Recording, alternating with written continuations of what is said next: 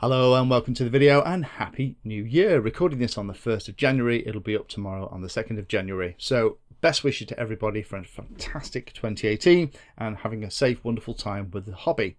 Now in this video what I'd like to do is take a very quick look at the answers that you all put into the video I popped up about a week ago. What do you want to see in 2018? Some fantastic ideas. Thank you to everybody that got involved with this. Hit the like and actually got involved with the little multiple choice thing I did up here, and also took the time to write comments as well. Some amazing ideas, and this is what I absolutely love about the stuff that I do here on YouTube, is the community is fantastic. So thank you to everybody that got stuck in and engaged, gave it the like and everything else. So what I want to do is very quickly go through the results, talk a little bit about how that's making me think about what we're going to do together in 2018 here on the channel, and give you a couple of ideas, tips and tricks. Now let's very quickly first of all go through the results of what videos do you enjoy the most, and then I'd like to scroll through a couple of the comments and talk to a couple of them directly. So the biggest one by far and away is how to tips and tricks.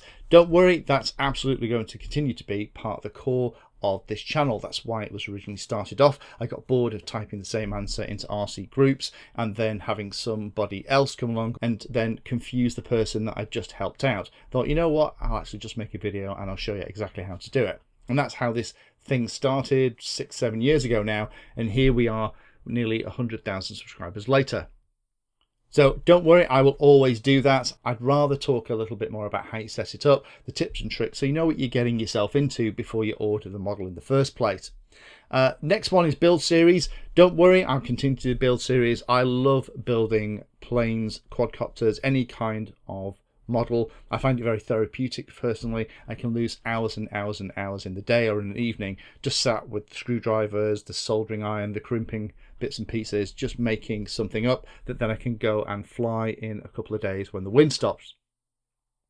So I will continue to do that. I've got a couple of other kits coming in here. I'll also probably spend a little bit more time doing stuff with fixed wing. That's the next one to talk about. Fixed wing was 15%. Interestingly, there's an awful lot more comments than we'll see in a second about fixed wing, and that kind of fits with my view of the world a little bit here. A lot of the channels that have popped up as part of the multi-rotor craze are just focusing on things like beta flight and quadcopters, and the hobby is much broader, and particularly now we're starting to get some really interesting things coming out, things like the ZOHD Nano Talon and the Dart I looked at before Christmas. We'll get an orbit wing in. I've actually got the orbit wing on the way here, specifically because it's been asked for as part of these results. I'm also talking to TBS about hopefully getting one of those Caipirnha, no idea how you pronounce that, 2 wings as well. So we'll see if Trappy will kind of get one over here so that we can take a look at it, potentially do a little series on that. Might put a little flight controller in it too. That might be a nice iNav project just to update the series a little bit. Definitely want to get my hands on things like the Grand Tundra that's due from Hobby King hopefully soon. That one was teased a very long time ago by Stuart, and I love the Tundra and the Bushmule. So there's lots of things that I'll be doing about fixed wing as well. But don't worry, the balance will kind of remain the same. But I'm really excited and pleased to see the interest in fixed wing from the comments and answers that I've got too. Okay, let's have a look at some of the comments down here. The first one, more iNav. Yes, definitely, there's more iNav coming. iNav have released a new configurator to do the calibration in a plane, which is a nice touch. Speaking to Constantine, the guys in kind of the Mr. iNav flight, if you want to think of him like that, over in Russia a couple of days ago. We're planning to do a couple more videos in January and February. They'll kind of update the series with the latest and greatest tips and tricks. If I get something like one of those bigger flying wings, I might pop iNav in it as well. Continue to look at the FR Sky transmitters, receivers and components. There's also another comment down below about confusion about Lua scripts. So there's still a lot of people coming into the hobby that haven't yet kind of got to grips with this radio. Oh, that reminds me, a lot of people in here are asking for content that already exists on the channel. So let me just give you some tips and tricks. If I just go into YouTube and go onto my own channel, in there is something called playlists.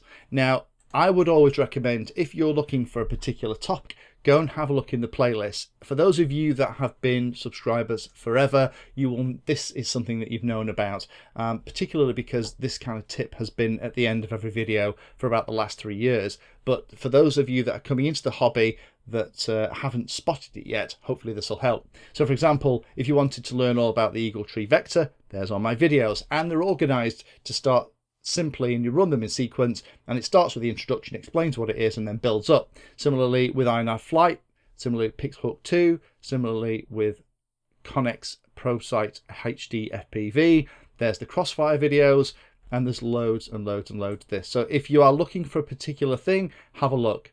If it says introduction to at the beginning, introduction to, or things like for beginners, then those are really designed for newer pilots. So if we find one of the quadcopter building for beginners series, there we go, we'll do that one. Here is each of the 7 videos in sequence, and it takes you through piece by piece. If it has for beginners on it, then also I'm being very careful with my use of language. I'm not using lots of 3-letter acronyms, or if I do, I'm explaining what they are. So by watching something like this, you can really figure it out. There's loads of these on the channel. If you're new and you're confused, spend a bit of time watching this. It'll not only teach you how to put it together, it will also teach you the vocabulary as well. That also stands for things like the introduction to remote control, which we were just looking at.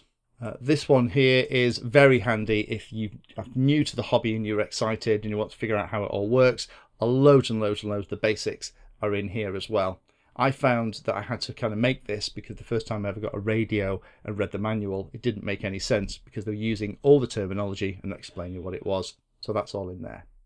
The other quick tip is if you are searching for something that you're particularly interested in, so maybe it's something about a wing, just add the Painless 360 name to the search term. And then here are all the bits and pieces around wings. So there's one where we're building one, setting up iNav on it, a CC3D. There's a review of the Swallow. There's the Dart. So that's the trick. If you are interested in a particular thing or you're not sure about it, then if you just put Painless 360 in with the search term, you'll find the videos you're interested in. So a lot of you here that are asking for stuff that's already there, I would go and have a look at the videos first. By all means, if there's something that isn't in those videos that you don't understand, then let me know. Lots and lots of ideas in here for big quadcopters. Now, I am not a massive fan of really big quads. That's really dedicated for very long flight times, for very efficient power systems, hauling cameras and things around. I don't have the space or really the desire to kind of get involved in that. However, I have a lot of friends who do, and one of my friends actually builds them for a living. Now, I've written an article for Drone Magazine a couple of months ago now where I talked about what you need to consider. Things like the T-motor setups are fantastic. They're very efficient. You can actually get really low amp draws for an awful lot of thrust using very big props with very low KVs. And that will give you enough room on a frame to also put gimbals and other things on as well. So I'll probably do a couple of videos around that, and they'll probably take the form of an interview with a friend of mine called Ben, who can kind of talk about how that actually works and how he does it. I really like this idea from Martin about the 4 phases of RC model ownership. I think that could make a fun little series. So that's something that I'm going to have a think about how I can actually do. So a big thank you to Martin for that. That's a great idea. Lots of other things as well. See, more fixed wing stuff in here. Lots and lots of people asking for that. Lots of people also asking around long range. Now, the challenge with long range is here in the UK, that's kind of illegal. So it's very difficult for me to demo, but I can talk about the technology. The long range craft is exactly the same as every other craft, but you have to think about 3 extra things. One is a long range flight control system. There's something like the Crossfire. I have a series on that already. There's potentially a couple of other long range systems coming out as well as the one from FR Sky and some others, Dragon Link, things like that. If I can get my hands on another one, I might do another series. You also need to have a long range FPV link. That means high powered transmitters and very directional antennas on your receiving equipment. Or potentially using either 2.4 or 1.3 gigahertz bands to give you maximum distance. And the last thing is the device really needs to have some kind of fail-safe return to home and needs to have very long flight times to support the distance, not only to get to where you want to go, but also to fly back safely with a nice amount of extra battery, because you might find that when you're flying back, you're flying into a headwind. So the amount of battery that you use going down the coast will be less than you need to get back. And you'll notice that that's what you tend to find with a lot of these long range videos that you tend to watch, is these things are flying in a pretty straight line, and that's because they have a really high gain antenna with a very narrow cone of reception, and they're kind of flying down the edge of a beach or something like that. But I will continue to keep that in mind, but do have a look at things like the Crossfire series.